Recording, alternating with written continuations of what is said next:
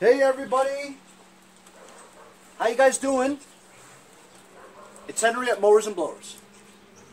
Welcome to another episode of Mowers and Blowers. Once again, I'm your host, Henry. So I want to thank some of you guys for following my friend Hank, the Asian Rednecks channel. He went from 13 subscribers to now over 20. I gotta watch out for that guy, you know. He may take over. Anyway, so as you guys saw from yesterday's episode, I finally got that MTD Cub Cadet parked in the back. It's all ready to go, and I listed it, and it actually got a bunch of bites, you know. I mean, we're not getting any snow. We're definitely not thinking about landscaping, but I guess some people are thinking, hey, maybe I can grab a good deal, you know what I mean? So this is a Murray lawn tractor, right? It's a lawn tractor because it's got a front engine, right? And it's a rider. A riding mower is basically you can ride on it, right? But the engine's usually in the middle or in the back. You know, those things that I'm talking about. Kind of like the Forrest Gump snapper that he used in that movie. That's a riding mower. Anyway, so my plan was to bring this into the garage, and because it's got no deck and no seat, right, and no engine, I was going to strip it of its parts and dump it. Garbage truck's here, hold on. It's too loud. Now this tractor, it actually, you know, is a pretty good tractor. I mean, look how unusual the hood is. The design, it almost looks like, not an Etzel, but Avanti? You know what I'm saying? Back in the 80s or something, or maybe the 70s, I don't remember. There was a kind of a somewhat modern car that had a hood that looked kind of like this, you know, the front end. But anyway, it's a 13.5 horsepower, 40-inch, right? My Black Beauty it actually is exactly like this, except it has a different hood, and it's more of a wider body, but I think that all the parts on here is interchangeable with my Black Beauty. Not that the Black Beauty needs any parts, but I mean, I almost feel like if I stripped it all down to nothing and got rid of it, right, I would regret it. Just like when I threw my Murray deck away, remember?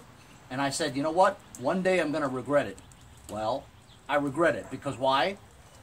This doesn't have a deck. I could have used that deck, you know what I mean? But the problem with this mower was, and by the way, this mower I got for free. That's right, free, from my friend Brian, who does exactly what I do over in Huntington too. He's a local guy. He's also friends with Jason Pate, which is where he got this from. Jason's dad had the valve seat pop all the time, so he just got rid of it and gave it to Brian. Brian didn't have any time to work on it because, man, that dude's got like a pile of parts that are like 1 story high, you know. And when I went to pick this up, I'm like, dude, do you even know what's in that pile? He's like, nope. I says, does your wife say anything about it? He's like, oh, every day. I says, well, what are you going to do with it? He goes, I don't even know where to start. And I said, I know how you feel. I've been there, you know, where you got so much shit that you don't know what to do with it, but at the same time you feel like, well, I can't throw it away. One day I'm going to need it. Which is the conniption, you know, that's the thing, you know, what are you going to do? So anyway, that's the problem with this engine, is that it has a bad valve guide. I know some of you guys were kind of anxious to see what the hell the problem is on this thing, and you know what, I wasn't really 100% clear on it either, but we're going to find out today. So I had this covered up because it was apart, you know what I mean? So here's the head. This is a 13.5 Riggs flathead, okay? I love these engines, they're great. Here's the cylinder head. And it looks like the head gasket's good. All the bolts are here.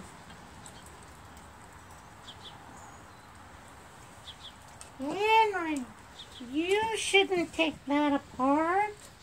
Why is that? It still looks nice. You know, it does still look pretty good. There's no rust anywhere, Henry. You shouldn't strip this down. You should use it. No, I was actually thinking of that too. But look, here, so I'm going to take this cover off. I'm going to take this cover off, see? And then, look, it's complete. It has a metal flywheel with the metal ring gear on the starter. I'm assuming that it works. It's got the tins. Everything is here. As you can see, the cylinder is rusted from the, being exposed to the air and the moisture and all. But the big problem is, let me get you closer here so you can see exactly what I'm talking about. Okay, so there's the valve, right? This is the exhaust valve. You can tell it's the exhaust valve because it's on a bottom leading to the muffler. This is the intake valve where it's leading from the intake manifold to the carburetor. So this is the intake valve, and of course it's not going to turn because even if it was loose, right? It's been sitting outside. It probably is a little rusted, so it probably, but the intake valve looks okay. It's this one here, the exhaust one. It moves laterally. When I mean laterally, I mean not in and out, in and out. It actually goes side to side. You know what I mean? So it tells you that the valve guide on the inside, where the stem is, right? It's so loose and worn that you're not going to get precise open and closing of this,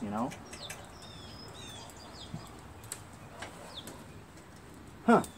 Well, when you close it like that, how about that? It's not even good for me to do that because when I'm turning this around, when I'm moving it, it's scratching the cylinder head. You know what? See, look. Let's get it to top dead center. But Henry, you just said not to do that. Well, I want to show you. It's just a light coat. So this is top dead center, right?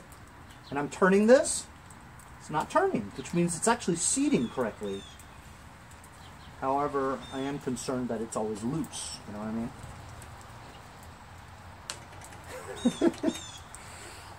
Yeah, that's pretty loose, but I think this actually might start though. You know what I mean? You know what? I'm gonna look into this a little bit more. But in the meantime, I'm gonna show you what this tractor actually looks like. So look, here's gonna be a better look at it all. I'm gonna actually turn on this light for you. I don't really use the light that much. Boom! Well, that didn't make too much of a difference, but you'll see when I go around on the inside. So look at the hood. Just needs a little ATF, you know what I mean? There's no rust or major scratches or dents. Look at the foot pad area. It's a good foot pad, and there's no rust anywhere. Henry, that tractor's in good shape. You can't strip that down and throw it away. It's too nice.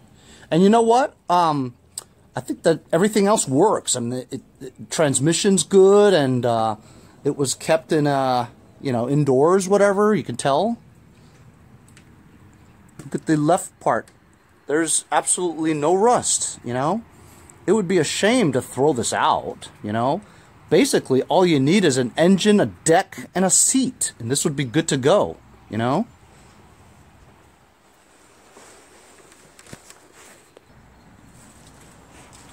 tell you what, let's do a small little section over here just to see how good the paint is and how much better it could look by just wiping it down a little bit. So this is an old bottle of ATF that I had. I use this because it's real transmission fluid as opposed to others that may have semi-synthetic or synthetic compounds in it that maybe not have as much mineral oil that the main ingredient of ATF is. And that's what I like about it, is that it gives it that shine and really rejuvenates the color of the original paint. Basically, if it's faded paint, you put a little bit of Earl mixture in there, and it really brings out the shine as well as the color of the original paint. So, you know, looking at the hood, there are no dents or anything, maybe some scratches and some dents in the front hood here, right, just from running into trees or whatever. But essentially the main hood area here is intact and not rusted or bent or scratched, and you know, basically it looks okay, you know. And so it'd be a shame to like strip this and just dump it out, you know. And on the other hand, I haven't really had too many requests or demand for Murray parts, you know. Like I actually put up an ad of this for like 75 bucks or 50 bucks, and absolutely nobody asked me about it, you know. I mean, I wonder if maybe if I put it down at $25 or something for the whole thing, if somebody might want it, you know, just for parts and stuff. Henry, you can't get rid of it. You should make a mud mower. Thought about making a mud mower out of it too, but honestly, here in Long Island, oh, actually, if you look over here on the exhaust side, that's where the muffler is, there is a rust spot over here from the heat of the muffler. Deteriorates the exterior paint, you know, but that's minor. I just sand that down and primer over it and repaint it again. It's not a big deal, you know. But like I said, look, if you look at it right now, see, doesn't that look nice? It looks pretty good. I wonder what would happen if I did make a mud mower out of it. What would that look like?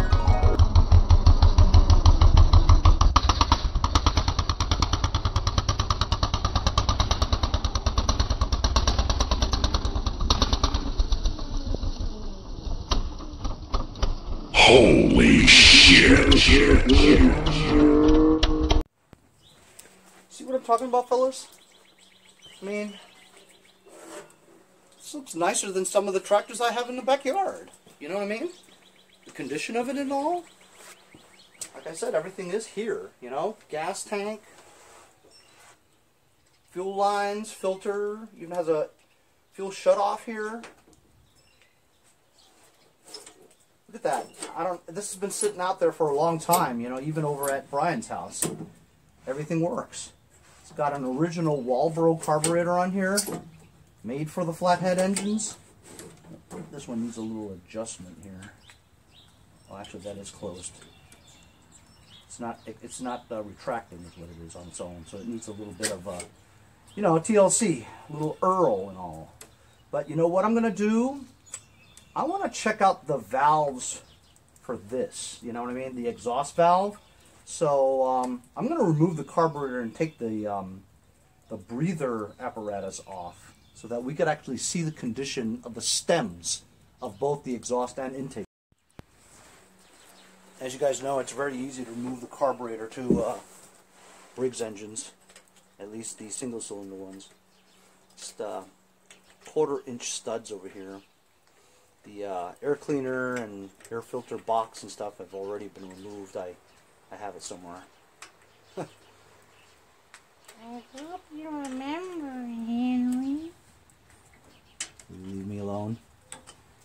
But Henry, just giving you advice. Thank you. Shout out to Corey Romano from New Jersey, I believe. He bought 2 OG stickers last night on eBay. Thank you very much. Also want to shout out to a female wrencher that I've been following, and we've been following each other on Instagram for a little while now, you know. Anyway, she deals with a lot of Kubota stuff and heavy equipment. It's very impressive. She watched my video yesterday on how I was painting the MTD Cub Cadet, the yellow one. She was giving me advice on different types of paint, whatever, and that this other paint that she had, that she uses up there in Canada, she's from Canada, Erie something, near the Niagara Falls area. In Canada, eh? I love Canada, by the way. Anyway, so here's the carburetor. Anyway, so she was giving me a couple of name brands of this paint is like one coat. You know, you spray it and that's it. You know, it's a one coat thing, very thick. But it's pretty expensive retail. She was going to hook me up and stuff, but I said, no, don't worry about it because I'm going to need like every damn color, you know what I mean? And then to ship it from Canada to the U.S., it's not worth it, you know? I just go buy my cheap paint. It's fine. Don't worry about it. Thank you very much, though. I appreciate it. Anyway, her name is at Kylie Nicole Barron. Go follow her on Instagram, man. She wants to start up her own YouTube channel, and I told her that you definitely should because, I mean, look at her situation. There are plenty of YouTubers out there who are just scouring the earth paying for content, right? Well, if she works at a shop, she's getting free content, you know what I'm saying? Every day.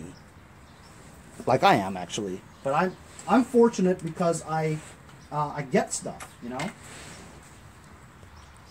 There's tons of people out there who don't have it like I do, where I can readily get free shit if I want to, you know?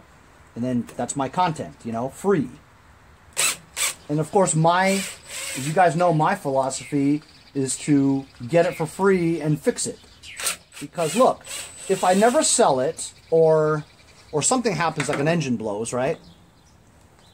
It's no loss to me because I didn't pay for it. Now look, if I paid a couple of $100 for a tractor and the engine blew, I'd feel like shit.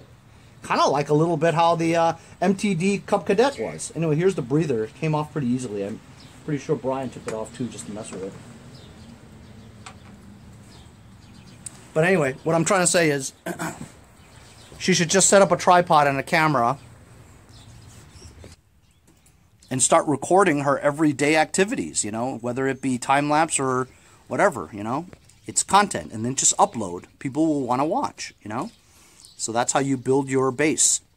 So anyway, like I said, go follow Kylie Nicole Barron on Instagram. Show her some love and tell her that Henry sent you from Mowers and Blowers.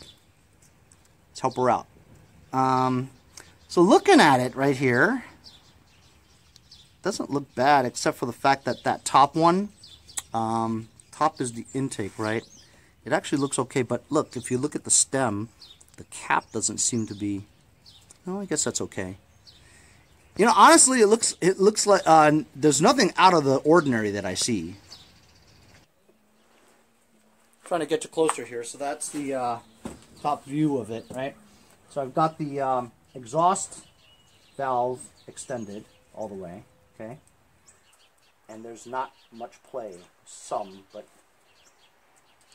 not much at all, okay?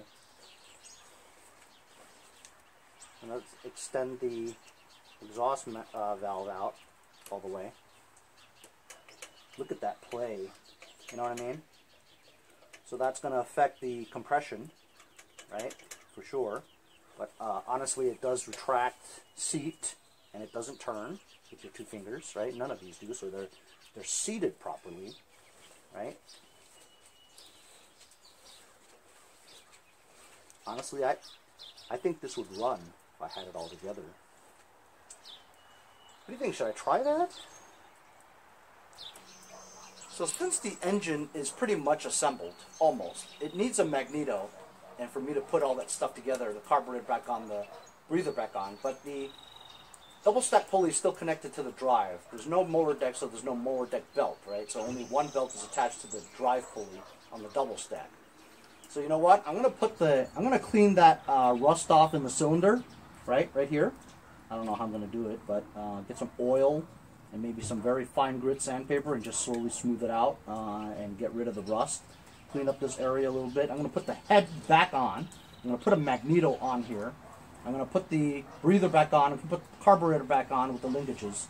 And then you know what? I'm gonna put a battery to it. I don't even know if I have a battery. I'm gonna put a battery on it and we're gonna try to start it up and see what happens. Because look, I don't see, other than the play, lateral play on the exhaust valve, they both seem to seat just fine. And if this is turning at, if the cylinders are turning, I mean, if the cylinder is turning, right, it should just open and close as it should, you know. So I almost feel like it could start, you know. And I'm curious just to see, you know, if that happens, then I don't know. I don't think there's too many issues with it. But we'll see what happens, though. I'm going to put you on time-lapse because it's going to take a while to put all this stuff together.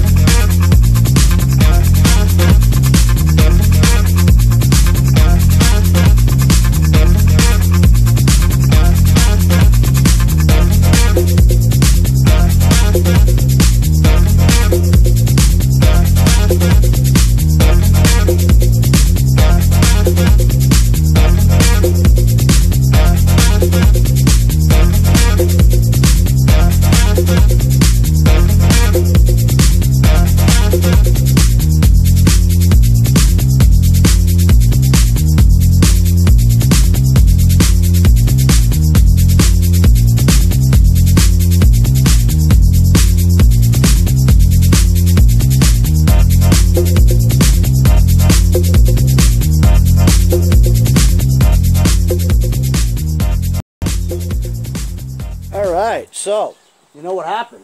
Alright, so I basically, you saw me in the time lapse. We took the carburetor off and it was trashed. It was just like all rusted and seized. I mean, the fuel input was blocked completely. The float was like stuck like at 3/4 down, right? And it was just seized. Everything was seized. The bowl was full of brown corrosion and varnish, you know, dried up. There's no way that carburetor would work. So I found another carburetor in a box of parts. It was pretty clean, and I mean, it might leak or something like that, but I wanted to test it anyway, you know. So we put it on here, and I put the heads back on after I grinded it down. I torqued the bolts on there with just the impact wrench. The impact wrench is about 200 inch-pounds, which converts to about 18 foot-pounds, which is exactly what that is. Almost. It's 18.3, but it's about that, you know. Give or take. I didn't want to go crazy, you know what I mean? One of these head bolts, right, when I was impacting it in, you could just hand tighten it in. So one of them is stripped, but I got all of them on really tight. I put a spark plug in there. I put the, I found a magneto, put the magneto on. Put the top engine shroud cover on, dipstick back in. I blew out the gas tank because it looked like it had some debris in there. I reattached a hose over here. Then I put a battery in there, but that's the battery that Larry and Bob tried to fix for me. It doesn't seem like, even though it shows like, when I first put it on, it showed like 10 volts or something. So I put the battery charger on there, and it's charging it up to like 13 or something like that. But still, the cranking, it doesn't work right. So I had no key, so I got a key, put it in there, and I turned it. And it turned. It cranked, right? But very slowly, right? Thing is, there's something wrong with the ignition switch, because when I tried to shut it off, it just kept on cranking and cranking and cranking. It's pretty dangerous, you know what I mean? When you're turning off the key, whatever, and it's still cranking. So I think there's something wrong with the ignition switch.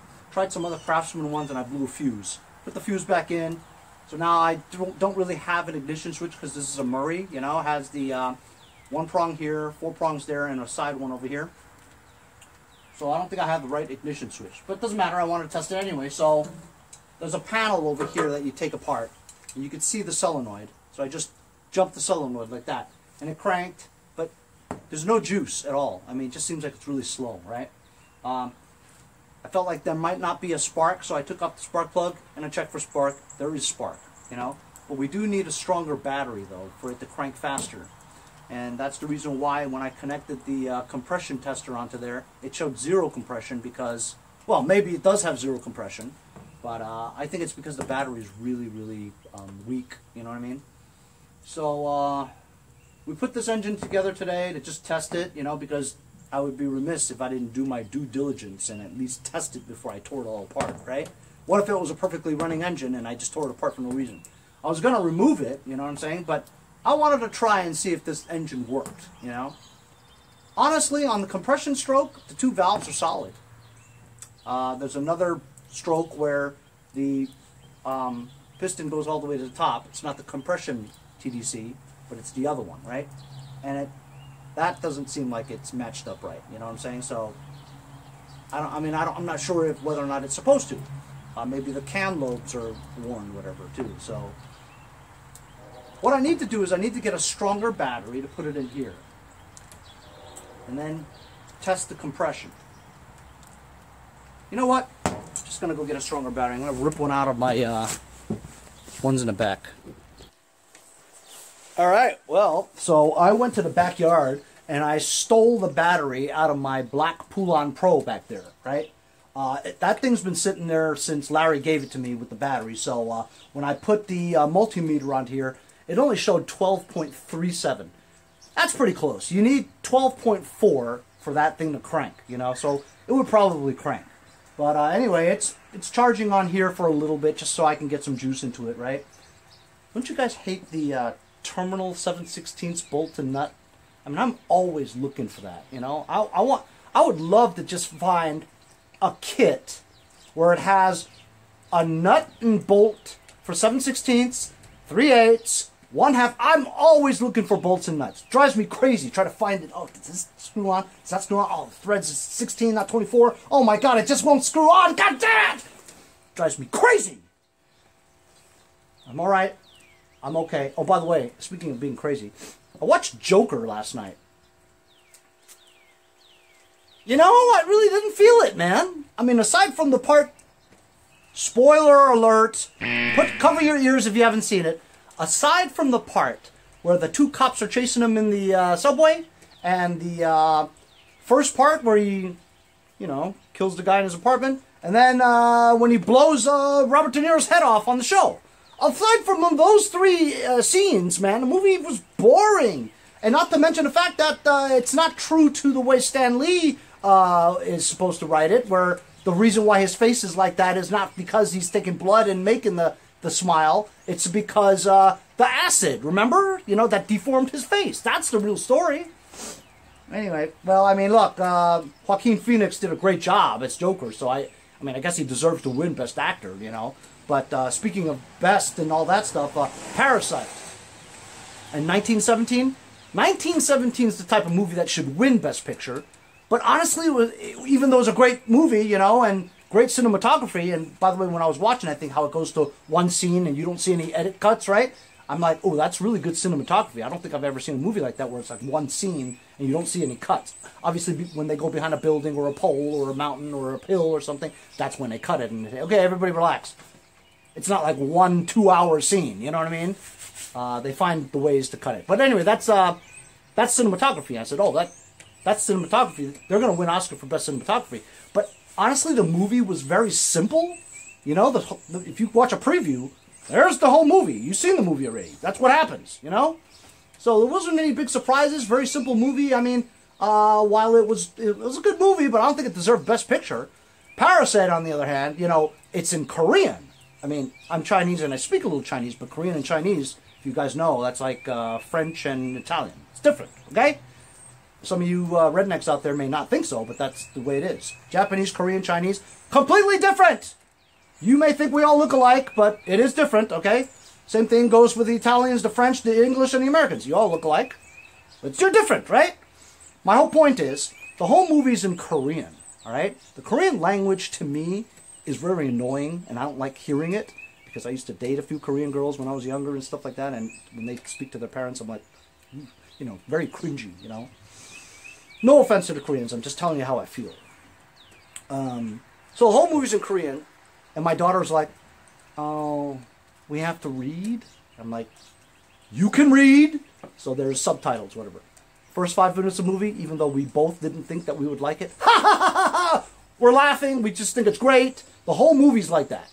On the edge of your seat the whole time. You can't even walk away to go pee, I'm telling you. Or get popcorn or anything like that. You gotta just watch it because great, great movie. Great movie, okay? But Best Picture? Saving Private Ryan, that's Best Picture. You know what I mean? Star Wars, when it first came out, that's Best Picture. Shawshank Redemption, that's Best Picture. Parasite was good, but I mean, the quality of movies these days just suck compared to what they used to be. Alright, so we got off on a little tangent there, didn't we? I apologize. What am I doing now, anyway? Oh, yeah, we got a battery. I see we have to wait for the battery to charge anyway. So the solenoid is in here, okay? So I want to jump it because my ignition switch doesn't work. So I'm going to jump it. And we have the compression tool on there. Alright, here I got you set up with the compression tool on here, right? And we got a fresh battery in here, at least fresher than the other one, right? So I'm going to jump the solenoid now, and let's see how much compression it... Oh, yeah, let's see how much compression we have. Here we go, 3, 2, 1.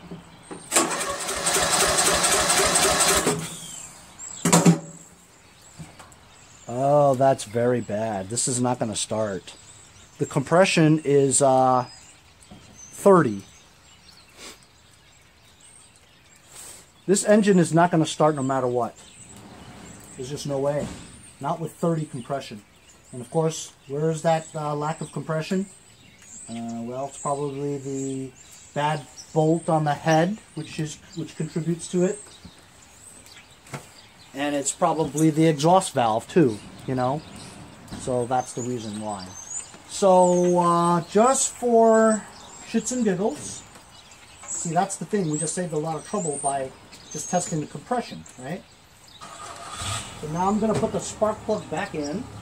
And yes, I know, I've been saying that I wanted to keep my videos below an hour. You know how I go off into tangents, start talking about stuff that's completely unrelated to what we're doing, right? Hey, look, as long as I'm entertaining you guys with good conversation, you know, that's okay too, right? Right. Alright, so we've got the spark plug in here. And we have 30 compression. It's not going to start, but you know what? Let's try. So we know it has spark, but we have practically no compression, but we got to help this out a little. So I'm going to spray a little bit of fluid in here. Choke back on. Here we go. I am going to crank it by jumping it. 3, 2, 1.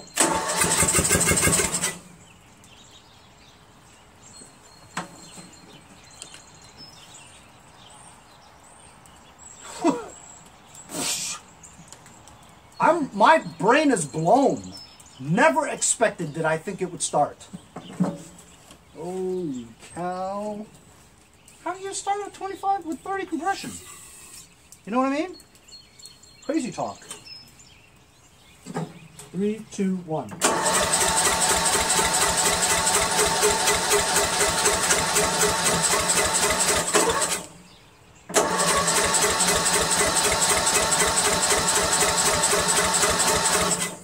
Yeah, that's probably not going to work now. I mean, that was just a fluke, you know. Ignition in the combustion chamber. It's a one-time thing. 3, 2, 1.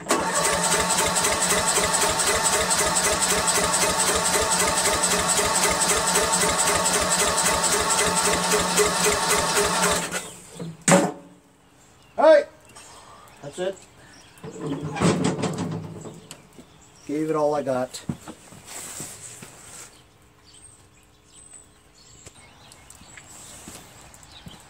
I just spent the whole morning just messing with this. My initial idea when I woke up this morning was to completely take this whole thing apart, right, and get rid of it.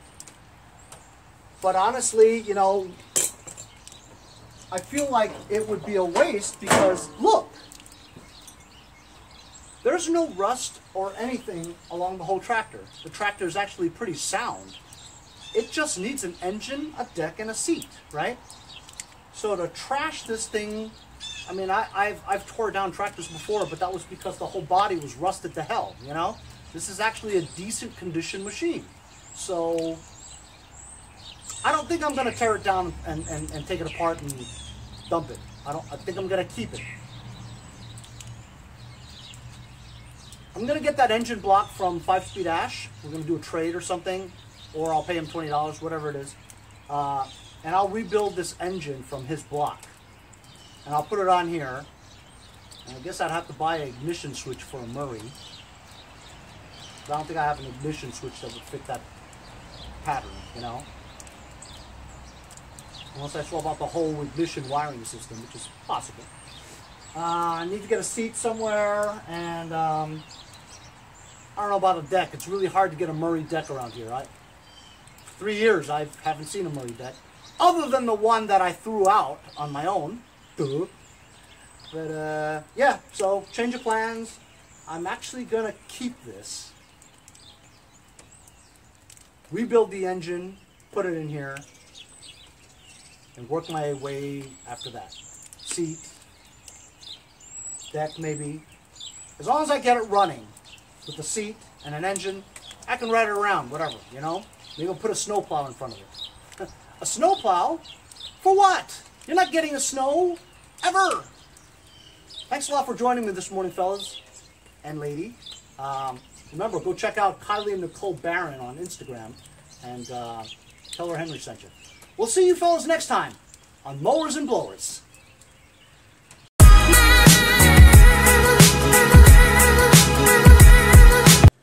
Hey guys, support my channel, buy a sticker. Also follow me on Instagram at Mowers Blowers. Check out my website, mowersblowers.com.